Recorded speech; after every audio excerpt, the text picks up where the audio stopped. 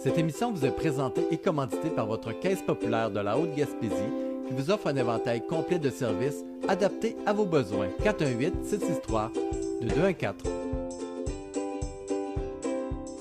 Bonsoir, messieurs, mesdames. Bonsoir aux gens dans l'assistance et bien sûr à ceux et celles qui suivaient via la télévision Haute-Gaspésie. Bienvenue à la séance du Conseil municipal, séance du mois de septembre 2023. On appelle nous aussi la rentrée finalement parce qu'il y a eu une brève pause pour le mois d'août. Donc, bonne séance, mesdames, messieurs. Quelqu'un propose l'ordre du jour tel que présenté. On va modifier 5.2. Il faut le dire. Hein? Je m'excuse. Avant l'adoption de l'ordre du jour, on a une correction au point 5.2 qui est appui à la poissonnerie Blanchette. On va rayer le mot consolidation de l'entreprise pour plutôt inscrire consolidation des emplois. Alors voilà. 8.1, 8.2, ça, on va les faire seulement quand on va y être rendu, Sylvie? Oui. Parfait. Donc, quelqu'un propose l'ordre du jour qui a été modifié. Simon Pelletier, merci. Adoption des procès-verbaux 3.1. Adoption du procès-verbal de la séance ordinaire du 3 juillet 2023. Quelqu'un propose? Ariane, merci. 3.2. Adoption du procès-verbal de la séance extraordinaire, du 18 juillet 2023. Quelqu'un propose? Simon Lemieux. 3.3. Adoption du procès-verbal de la séance extraordinaire du 14 août 2023. Quelqu'un propose? Richard Bugeaud. Et finalement, le point 3.4. Adoption du procès-verbal de la séance extraordinaire du 22 août 2023. Quelqu'un propose? Myriam Bellé. Merci, Myriam. Ce qui nous amène au point 4, quelques points d'information à rafale. Je vais commencer avec une bonne nouvelle d'un Anne-Montois, Simon Pratt, qui a remporté la semaine dernière la compétition d'homme fort, qui est devenu l'homme fort au Canada. Donc, c'est quand même un exploit remarquable. Félicitations, Simon. Puis, j'ai lu quelques articles là, en lien avec son histoire de championnat d'homme fort. Il vise en 2024 de peut-être faire des compétitions beaucoup plus du côté européen, voire même une compétition mondiale. Alors, pour un Anne-Montois, ça nous fait sourire. Donc, je voulais envoyer un petit clin d'œil à Simon. 4.2, clinique d'ophtalmologie. Bonne nouvelle, j'avais accepté un rôle de présidence d'honneur du tournoi de golf au profit de la Fondation Santé Haute-Gaspésie dans le but de parvenir à monter et acheter des équipements pour avoir une clinique en soins ophtalmologiques. Bonne nouvelle, on a amassé au-delà de 50 000 $. À l'époque, lorsque je me suis engagé pour ça, le PDG du CIS Gaspésie nous avait demandé d'amasser 250 000 $ dans le milieu. J'ai dit, écoute, ça va prendre du temps à ramasser ces sommes d'argent-là, puis il me semble qu'on aurait le droit à avoir un processus accéléré. Alors, ce soir, je vous annonce qu'on a une excellente nouvelle. Le CIS Gaspésie va financer le montant résiduel de 200 000 pour acheter des lasers pour pratiquer les chirurgies pour les cataractes au bloc opératoire de l'hôpital de Sainte-Anne-des-Monts. Donc, c'est une excellente nouvelle. C'est un soin de proximité extraordinaire parce que sinon, ça nécessite de nombreux déplacements puis qui touchent beaucoup les personnes âgées de notre ville. Alors, je suis très content, très fier. On parle d'une ouverture avec équipement pour février 2024. Donc, c'est pas si loin que ça dans le temps. Donc, une nouvelle ou une annonce devrait être faite dans les prochains jours, prochaines semaines par le CIS Gaspésie. Donc, soyez à l'affût. Mais je suis très content. Puis merci d'avoir répondu à l'appel. Je vais envoyer un petit clin d'œil le dimanche. Ici, tout près de la plage Cartier au parc multisport, il y a la gang qui danse. Et puis, pendant l'été, ils se sont cotisés puis ils nous ont remis un montant de 1 500 $. Donc, je pense que les gens ont été vraiment à l'écoute de cette demande-là. Donc, merci à tous et chacun. Alors, voilà. Dernier point d'information, terrain de jeu. Le conseil municipal, l'équipe municipale est fière de ce qui s'est passé cet été. On a bonifié, on a revampé, on a mis à jour, on a fait des nouveautés en lien avec les infrastructures de loisirs, de sport à l'extérieur. On voit de plus en plus de jeunes jouer dans les parcs. Ça nous fait sourire. Et puis, l'équipe municipale y a travaillé fort. Puis c'est une combinaison, là. Les travaux publics qui sont venus prêter main forte aux loisirs, la responsable aquatique qui est venue également mettre son grain de sel, ainsi de suite. Donc, travail d'équipe extraordinaire. Puis le conseil municipal est fier parce que c'est une programmation de travaux en lien avec ça là, qui est hors du commun. C'était une première. Moi, ça fait quelques années que je fais du municipal, puis c'était vraiment extraordinaire. Même les personnes plus âgées qui utiliseront plus ou moins les infrastructures m'ont arrêté à quelques occasions l'été un peu partout et on voyait un sentiment d'appartenance et une fierté de la rénovation de nos terrains de jeu. Alors, on va vouloir poursuivre, bien sûr, dans cette voie-là. Donc, merci à toute l'équipe municipale d'y avoir contribué également. Ça fait le tour des points d'information que je voulais transmettre ce soir, ce qui nous amène au point administration 5.1, autorisation de signature, servitude avec Hydro-Québec pour bornes de recharge. Donc, depuis quand même plus d'un an, puis quelques mois, une récente, on a 3 bornes de recharge pour les autos électriques ici dans le stationnement de l'Hôtel de Ville. Sachez que la Ville de Saint-Anne-des-Monts a déboursé 0 $. C'est vraiment une initiative d'Hydro-Québec. En contrepartie, il fallait s'assurer de transmettre une servitude pour qu'eux puissent avoir vraiment la permission de s'installer à cet endroit-là. Et l'autre engagement de la Ville, c'est de toujours déneiger cette portion-là pour assurer que les véhicules puissent prendre l'utilisation des recharges. Voilà, quelqu'un propose. Jacques Letourneau. 5.2, appui à la poissonnerie Blanchette, consolidation des emplois. Donc, la poissonnerie Blanchette dans le secteur Tourelle est une usine de transformation de poissons. Ils ont des difficultés actuellement à avoir du turbo dans le fleuve parce que la poissonnerie Blanchette fait la transformation beaucoup du turbo. Je suis allé à 3 bonnes rencontres durant la saison estivale parce qu'il y a une crise. Il y avait même des travailleurs étrangers venant du Mexique depuis l'année dernière. Ils sont retournés au Mexique, faute d'emploi, et nos employés réguliers locaux n'auront pas assez de temps de travail pour pouvoir faire le tour complet avec l'assurance emploi. Donc, la résolution ce soir, c'est de faire les démarches et de presser le gouvernement du Québec, comme le gouvernement du Canada, à venir s'interposer pour régler la situation, pour pallier au nombre de semaines manquantes à nos travailleurs de Saint-Anne-des-Monts de Tourelle. Donc, c'est un appui à la poissonnerie Blanchette ce soir par résolution qui sera acheminée à différents intervenants. Quelqu'un propose? Myriam, merci Myriam Bellé. Trésorerie 6.1, approbation des comptes payés et à payer au 31 août 2023. J'ouvre ça à l'instant. Les chèques comptes payés. Chèque numéro 38 428 au numéro de chèque 38 455 pour un montant de 169 669,83 $. Les comptes à payer au 31 août 2023. Chèque numéro 38 455 au numéro de chèque 38 528 pour un montant de compte à payer de 535 734,08 $. Pour un grand total de comptes payés et à payer au 31 août 2023, 705 403,91 $. Quelqu'un propose? Des fois, je vais m'adresser aux dames dans l'assistance, on y va vite un peu, mais sachez que, puis je le répète aussi aux gens, là, nous, les membres du conseil, on reçoit tous nos dossiers pour la séance du mois mensuel le vendredi. Et puis à l'intérieur, on a tout le journal des déboursés, donc les montants acquis, puis qui a servi à quoi au niveau de référence. Donc, c'est notre rôle de pouvoir les éplucher, les regarder et de questionner notamment la trésorière. Des fois, pas qu'il y a des surprises, mais des fois, on se questionne sur les dépenses que nous faisons. Alors, fait que là, on y va vite, mais ça a été quand même validé ici en amont par le conseil municipal. Quelqu'un propose? L'as-tu fait? Oui, Simon Lemieux, merci. 6.2, aide financière de la Ville aux organismes communautaires, culturels, sportifs ou de loisirs. Donc, nous avons reçu 4 demandes. Comité municipalité Amis des aînés, MADA, de Saint-Anne-des-Monts.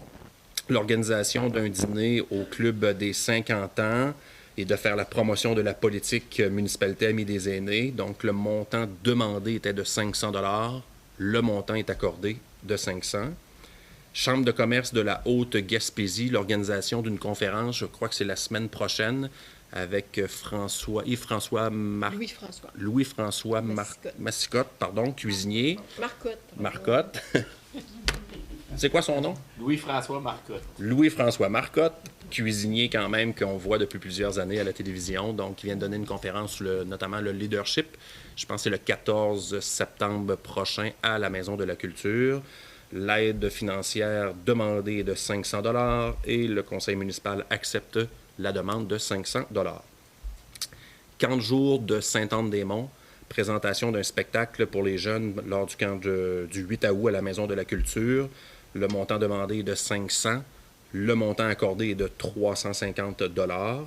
Et finalement, l'Association du cancer de l'Est du Québec, montant demandé 500 $, qui est accordé à 500 $. Je vais prendre une pause ici. L'Association du cancer de l'Est du Québec, c'est beaucoup notamment pour financer ce qu'on appelle l'hôtellerie.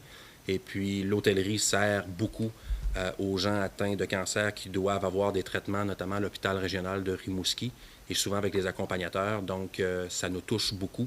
On a de plus en plus dans notre giron des gens qui sont atteints du cancer.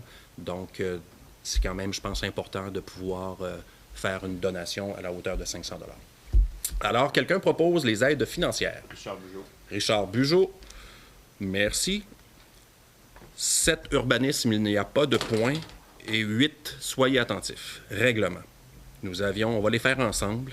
Il y avait le point 8.1 qui était adoption du règlement 23-953 modifiant le plan d'urbanisme 04-626. Et nous avions également le point 8.2 qui est comme le même, là, mais c'est une autre procédure. Adoption du règlement 23-954 modifiant le règlement de zonage 04-620.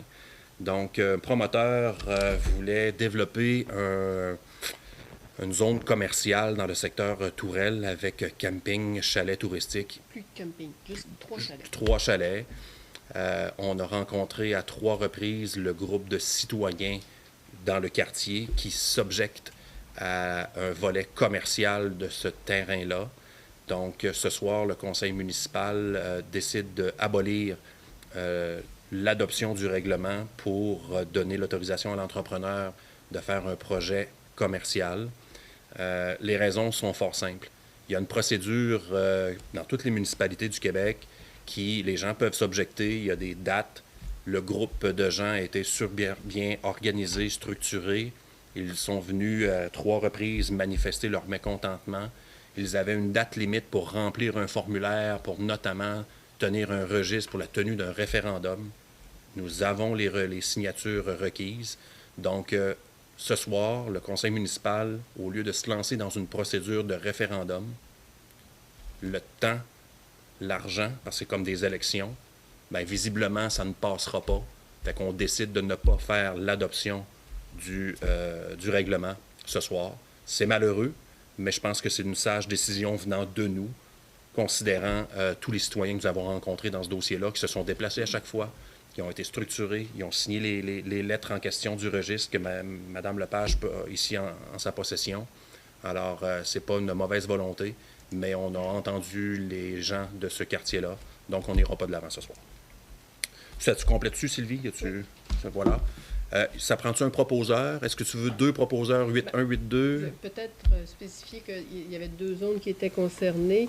Dans une des 2 zones où il y a 16 électeurs, il fallait 8 demandes pour qu'il y ait la tenue d'un registre. On a reçu 10 demandes. Et dans l'autre zone concernée, sur un total de 45 électeurs, il fallait 15 demandes pour qu'il y ait la tenue d'un registre et on a reçu 17 demandes.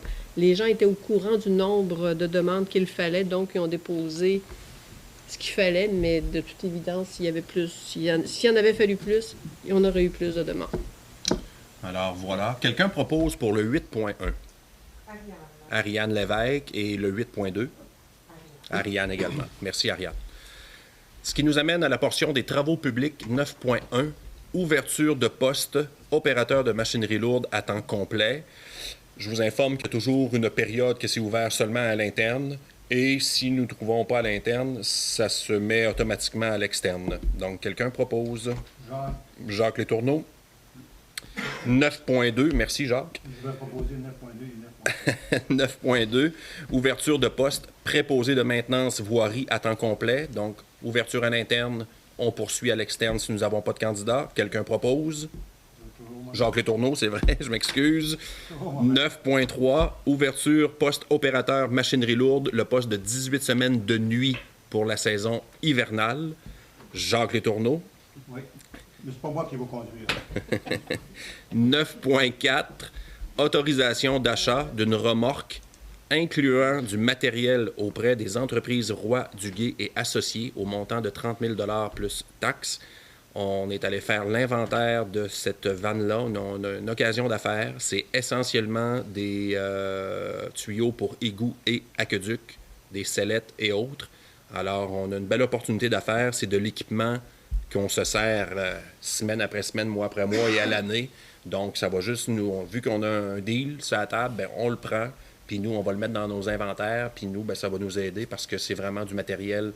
On est allé le visiter avant d'en faire l'achat, là. On s'entend, on est allé faire l'inventaire comme il faut, puis de regarder nos besoins, puis qu'est-ce qu'il y avait dedans. Donc, ça correspond. On procède à l'achat ici, 30 000 $ plus taxes. Quelqu'un propose. Richard Bugeaud. Dernière section de la soirée, loisirs 10.1. Autorisation pour remplacement de T-bar de la remontée du centre de plein air. J'ai pas le montant, je vous fais ça. C'est 545 piastres. 14 000, ouais. Moi, je t'ai laissé le temps. Avant taxe, 14 170 $. Donc, tout le monde, vous savez, depuis quelques années, on a aidé pour faire l'achat du BR. On a remis aussi une bonne somme d'argent dans la remontée mécanique, le système de poulie, le câble, le bar qui a été revampé, les luminaires. On sait tout le monde que les tuyaux, les T-bars, ça cogne, sont difficiles, sont désuets. Alors, on a travaillé toujours avec la même firme qui nous accompagne depuis quelques années. Alors, on suggère ici un prix budgétaire de 545 $ chaque pour un total de 14 000. Donc, on en remplace un bon paquet. Donc, les équipements du centre de plein air vont être mis pas mal à flot. Et c'est une bonne nouvelle parce que l'achalandage y est depuis quelques années. Puis, je vais envoyer un petit clin d'œil aussi aux gens du conseil d'administration qui font quand même du bénévolat. C'est pas juste de siéger à des rencontres de conseil d'administration. Ils sont là les week-ends, qui participent à la billetterie et autres. Alors, chapeau, merci beaucoup parce que grâce à vous, ça assure les opérations du centre de plein air. Donc, nous aussi, on répond à l'appel avec un partenariat pour changer les équipements pour remettre ça à flot. Quelqu'un propose? Simon Lemieux.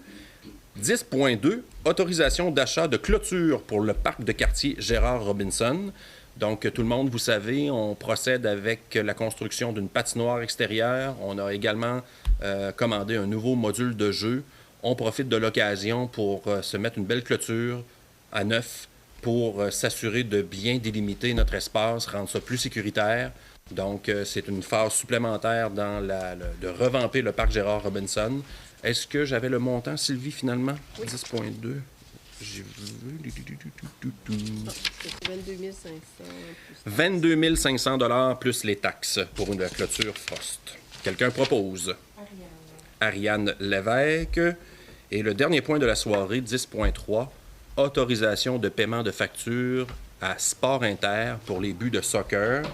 Le montant total est de 56 958 et 62 sous, mais là, il faut en prendre une pause. C'est le club de soccer qui a bâti leur projet avec les programmes d'aide financière à la MRC. Mais en cours de route, le fournisseur demandait de faire un paiement de la moitié de la facture. Donc, la ville, on a servi d'intermédiaire pour payer l'avance. Et le club de soccer a remboursé la ville quand ils ont eu leur chèque de subvention de la MRC. Donc, on a servi ce qu'on appelle un peu de boîte à mal. Il n'y a pas de frais à la ville de Saint-Anne-des-Monts.